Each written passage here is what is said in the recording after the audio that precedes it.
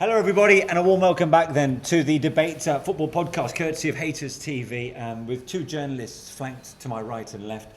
Simon Collings from the Evening Standard. Simon, good to see you.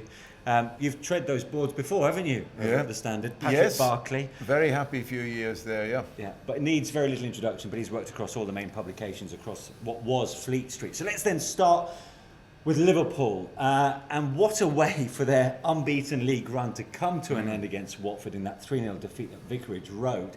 Yeah. Now look, let's not overreact because clearly they're still 22 points clear ahead of the chasing pack, but have they missed a great chance here to go down in footballing folklore?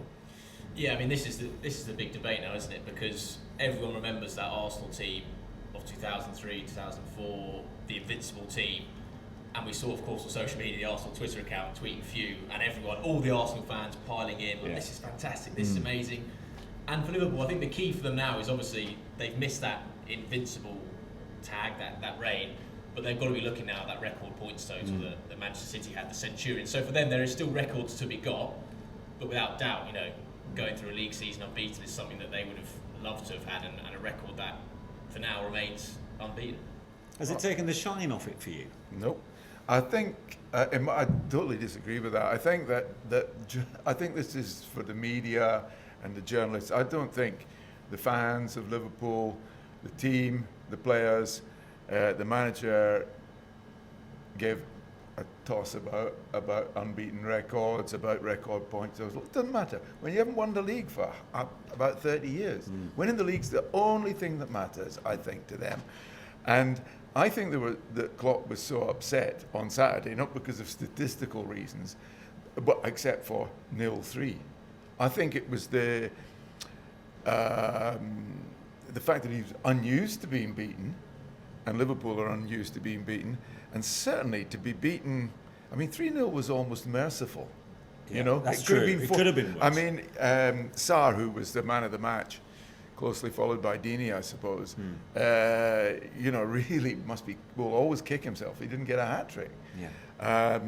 So, and is it okay if I overreact slightly by saying the Watford performance was just fantastic? Yeah. And I think with every performance they give, and obviously that's been the best since Nigel Pearson went there, the more you realise, you lump in what he did for Leicester, and the more you realise that this is a serious manager, even though he downplays everything. I thought his reaction, we needed the points needed that. about bloody time too. You know? Yeah. Now, actually, that's interesting because I want to talk more about Liverpool in a second. But just on the Watford situation, as a journalist, do you feel a little bit sometimes when you've covered such an event of that magnitude, when it's the leaders who've been turned over in such a way by a team in the relegation zone for the first time in 35 years. Do you feel a bit conflicted that you've got to give Watford their due, but you can't because that's not what the readership wants? Yeah, I mean, that was the debate on Saturday night, was it? You know, what's the story? Is the story here Liverpool losing their record? Of course it is, but you need to give credit to that Watford performance because, you know, we've seen so many teams come up nowhere near with an answer of how to beat Liverpool. And I just thought the way that Watford went about it, in terms of their pressing, their energy, Paddy's completely right. A lot of credit to Deeney and Sarr going forward. But in that midfield, look at players like Capoue, Will Hughes. Decore. Yeah, I mean, those players absolutely stood up. And for me, highlighted something that perhaps we didn't give enough credit to in recent weeks, Liverpool. When they don't have Jordan Henderson in the middle of that pitch, that leader, other teams can create a dominance there. And I thought it was credit to Watford that they dominated that midfield. Yeah, good point. I think it was an outstanding Watford performance. I agree. The Henderson factor, I think that was a very important one.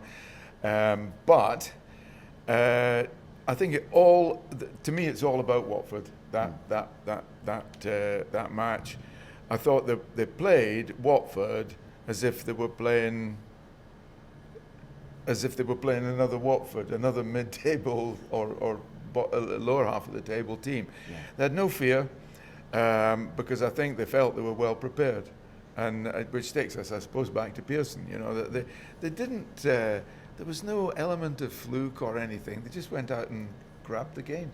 Would you agree, both of you, actually, that Liverpool haven't looked quite the same since the last international break? Yeah. And does it now raise a few questions going forward? We keep saying they find ways of winning.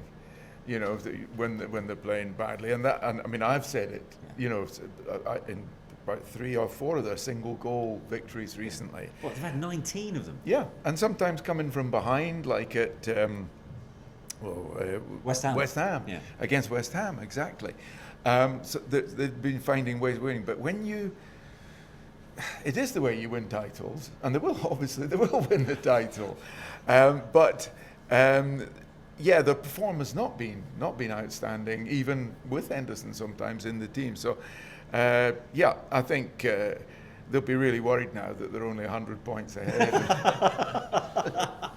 What do you think, Simon? Yeah, I mean, it does pose an interesting question for the rest of the season.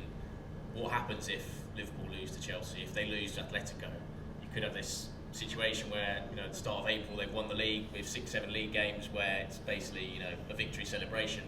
And that might be the case that this season it sort of peters out, but in 5-10 years' time, no one will remember these 2 months where they were just, you know, struggling towards the title. They'll remember this is a great team. So I think in the here and now, it might not have the same climax you want, but in 10 years' time, no one will remember those games. Yeah. So you don't think, and do you agree there with Simon, in that if they go out of the FA Cup and against Atletico in the return leg of the Champions League, this won't be looked back at a season of what if? No. I really don't think that. I think that, maybe the Champions League, because to retain the Champions League is something that in recent years only Real Madrid, as far as I can remember, have done it for a long, long time. So it is special. That is special. So that will be a regret if they go out to Atletico Madrid. I'd still make them favourites to go through. But this season is all about, not quite all about, but is 90% about one thing, being champions of the Premier League. Agree with that, and I think for Liverpool, we've known about their obsession with the Premier League and the fact they've craved this title for so long that to finally have that monkey off their back and to claim it, I think has to take priority over everything else. Yeah. So no pride dented really, as far as you're concerned. I think they'll get over it the way good teams get over 3-0 defeats. Yeah. Okay. We're at the Box Park at Wembley. We're literally a few hundred yards away from the Arch and the home of football in Wembley Stadium, which hosted the first domestic trophy of the season, the Carabao Cup final, which Manchester City came through, of course, for the third consecutive campaign, beating Aston Villa. In fact, I think there are a fair few supporters who are in this very room. Our stools have been stuck to the ground. No doubt a few pints were had at this establishment. So for Man City, they've now won, 8 of the last 9 domestic trophies on offer. It's still something, isn't it? That's a heck of an achievement. It is. People sort of downplay the League Cup. I'm sure Pep among them along the way as a bit of a sort of nuisance. But when you get to Wembley, the occasion just takes over. And I don't know if you feel this sometimes, and I certainly felt it yesterday. Yeah. Cup finals seem to last longer, don't they? They do. You think if the final whistle blows and you think, is it really only an hour and a half since it started? Because they have this epic quality. Yeah. And I think yesterday's, to be fair to Aston Villa, had that epic quality because of Villa's refusal to let it turn into the kind of one-sided match that we, to be fair, expected it to be. Quite right, because it wasn't a thrashing that many were expecting, and that was good to see. It made it more of an occasion. Yeah, I mean, before the match, it intrigued me the fact that you could go into a bookmaker's and you'd get the same odds for 7-0 Man City as 1-0 Aston Villa. Like that's an indication of what the bookmakers thought of it. Yeah. And it was a credit to Aston Villa, I think, that they stood up to the occasion. And we know their record against City this season has been pretty poor, but they fought well, they battled well, and they also did well. We know how good Pep Guardiola is tactically, but he really nullified Jack Grealish. I mean, I think if we were meeting today, we'd have predicted, talking about Villa, we'd talk about Grealish, but he was nullified, and Villa still found a way to carry a threat. So for them, their fans, it obviously wasn't the day they wanted, there wasn't a trophy, but it's not one where they've left Wembley disheartened as perhaps Watford fans did in the FA Cup final last year. Yeah. How impressed have you been, Paddy, in the way that City just conduct themselves in these cup competitions, knowing that they're so far behind Liverpool in the league?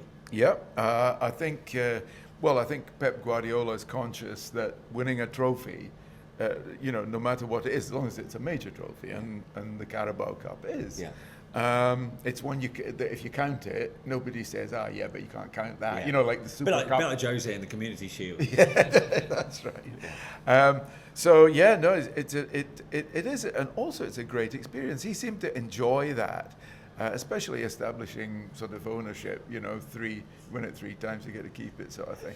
And it was something that he clearly enjoyed, and I think it's terrific as well. I mean, I'm probably making a bad point here, but the more trophies you have that matter, the better it is, because fans nowadays are so demanding.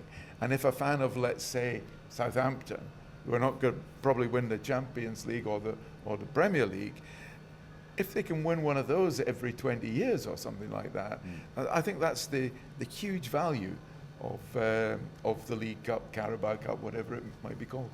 Agree? Yeah, and it's always difficult, I think, with the Carabao Cup, because it's a trophy that you probably don't get many fans in August being like, I really hope we go and win the Carabao Cup this season. But then when they do win it and they go to Wembley and they have the day, it's one that everyone loves. So I think Guardiola has always actually treated the competition fairly seriously. Yeah. And it reminds me of Mourinho in his first time at Chelsea.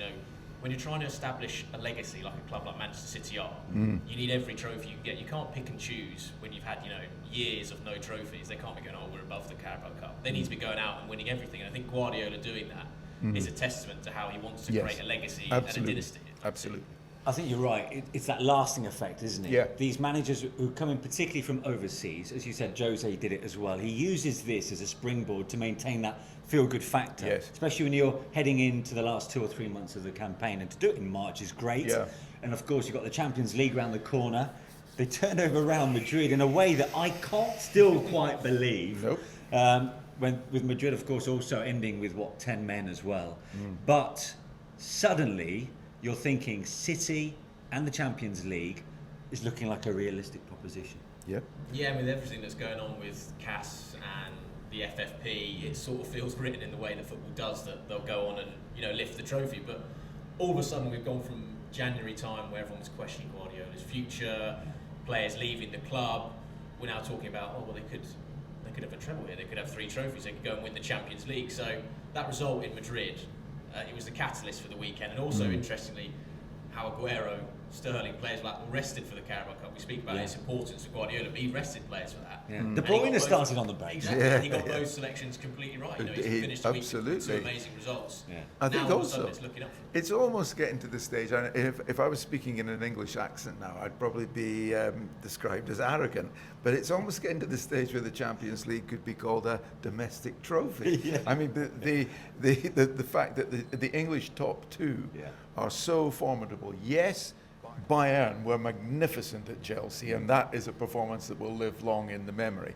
But by and large, I haven't seen anything in the Champions League that would cause the English top 2 to be frightened. I say that in the full knowledge that Liverpool could go out to Atletico Madrid, though I don't think that will happen. Can you do an English accent? Do what? Knock it on the head, me old cock sparrow? That was Dick Van Dyke in there for a second. I can't sweep chimneys as well, by the way. I don't think Simon's old enough to know Dick Van Dyke. And this, you do know what we're talking He knows about. Virgil. He knows Virgil. Virgil van Dijk. Yeah, no relation, I hasten to add. Now, to play devil's advocate as well, look, because knowing where City's position is compared to Liverpool's going to their return leg in the last 16, should City go all the way, now of course that's a big should and if, and they go on to win the Champions League, Liverpool, as we all expect, are going to wrap up the Premier League, who will have had the better season? I mean, this is a question the media and the fans will always are. I think both clubs would actually be very happy if they got with it, because before the season started, Liverpool wanted to win the Premier League. Klopp had said that. The club had said that. They've won the Champions League numerous times, never won the Premier League. And the same for Guardiola. He's targeted that Champions League crown. He hasn't won it since the days of Barcelona. So he's always wanted that. So they'd both be happy. But from the outside looking in, I think really if Manchester City go on and win the Champions League, with everything that's gone on with CAS, with the uncertainty around Guardiola players, if they go on and win the Champions League, I think that for me could exceed Liverpool winning the Premier League. Oh. Wow. Oh. Are you going to ask? Liverpool fans, yeah. Are you going to ask me? That is some response. I was just thinking actually that if we had Rodders here, who's a big Liverpool fan, he's been on this a few times before. I'll tell you what, he'd be spitting feathers if he was watching this. Yeah, he would. He certainly would. I'm going to go 50-50. Sitting on the fence. And there's no penalties. Okay, well that's interesting. Yeah, I think they'd both have great seasons. I think that's, as Simon said, that was his first answer. And I think that's the truth. I'm not saying they both settle for it, because of course Liverpool have got the choice of both. Yeah, if they play well enough. Just one little footnote with the Cass one. That's one subplot. Do you also think Pep Guardiola is still desperate to prove that he can win the Champions League without Lionel Messi? Because that was the last time he did it. Yeah, that's true. Yeah, and I think as well at Bayern Munich, it was the thing that was held against him, wasn't it, from his legacy at Bayern? I mean, that Bayern Munich team played some of the best football seen throughout Europe, strolled the Bundesliga, but he's always remembered for his time at Bayern as not winning the Champions League. And I fear for him that the same would happen at City. Even though the football's been fantastic, he's changed the way it's played in England. If he leaves City without winning the Champions League, again, people go, oh, but he didn't win the Champions League. Yeah, I think that's, you're quite right to talk about the aesthetics of what he's done here. I mean, I don't know about you, but I sometimes watch meaningless games, but the City are involved in just to watch City, because it's just the way they play. The way I used to watch Barcelona, because who cares who they're playing? I just want to drool over there, and he's doing that without Lionel Messi. Yeah, that's true. So, but it is true, that it would mean all the more, because it would be the end of that taunt. Brilliant. All right, we'll have to leave it there. Simon, Patrick, thanks as always. Thank you. If you agree with these gentlemen, or indeed disagree, post your comments in the usual sections. Thanks for watching. See you next time.